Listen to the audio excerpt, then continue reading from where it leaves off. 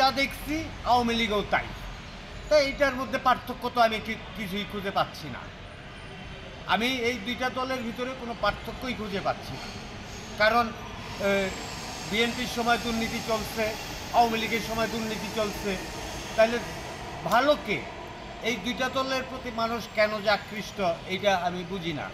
আমার মনে হয় কি, এক এক সময় ওই যে কি জানি ব্র্যান্ড, আগে বাটা স্যান্ডেল পরতাম আমরা, সেই বাটা স্যান্ডেলের সেই নামের উপরেই তারা ওই নির্বাচনগুলি চাচ্ছে যে বাটা স্যান্ডেল এখন উন্নত মানের। শেখ হাসিনা বাবা বঙ্গবন্ধু শেখ মুজিবুর রহমান, উনি প্রধানমন্ত্রিত্ব ওনাকে দিতে চেয়েছিল পাকিস্তানিরা, তিনি কিন্তু প্রধানমন্ত্রিত্ব নেননি।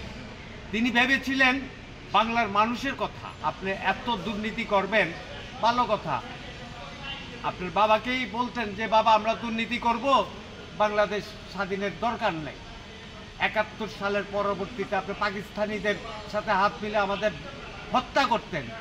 স্বাধীনের পরে আপনি কেন সেই পাকিস্তানিদের মতো, সেই হানাদার বাহিনীদের মতো আমাদের এই যে ছাত্র জনতাকে গুলি করে মারল? আমাদের মরহুম রাষ্ট্রপতি, শহীদ রাষ্ট্রপতি জিয়াউর রহমান সাহেব, উনি দেশ ও জনগণের কথা ভাবছিলেন।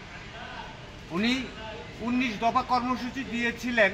সেটা হচ্ছে প্রথমেই সাধারণ মানুষের খাদ্যের বিষয়টা নিয়ে উনি সবচেয়ে বেশি চিন্তা করছিলেন। এই জন্য তিনি খাল খননের কথা বারবার ভাবছিলেন এবং খাদ্য উৎপাদন দ্বিগুণ করা, এই কথাটা তিনি বলছিলেন।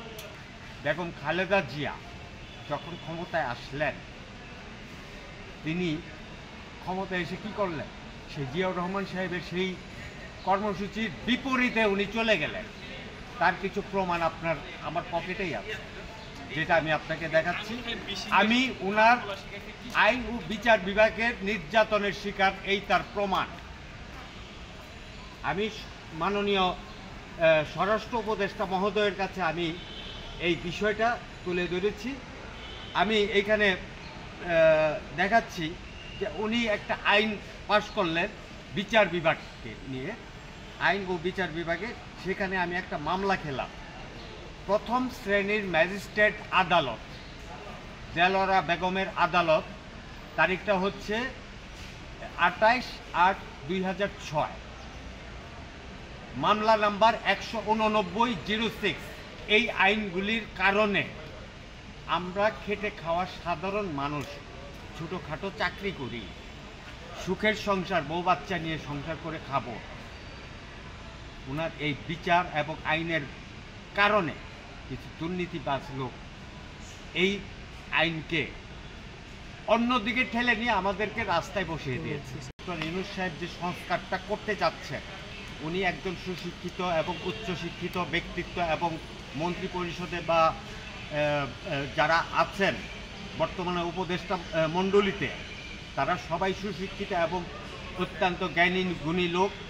ওনারা যেভাবে দেশ সংস্কার করতে চাচ্ছেন, আমার ধারণা ওনারা পারবেন, এবং আমি আমার অন্তরের অন্তঃস্থল থেকে বিশ্বাস করি ডক্টর ইউনূস সাহেব সেটা করবেন। যদি নির্বাচন দেন,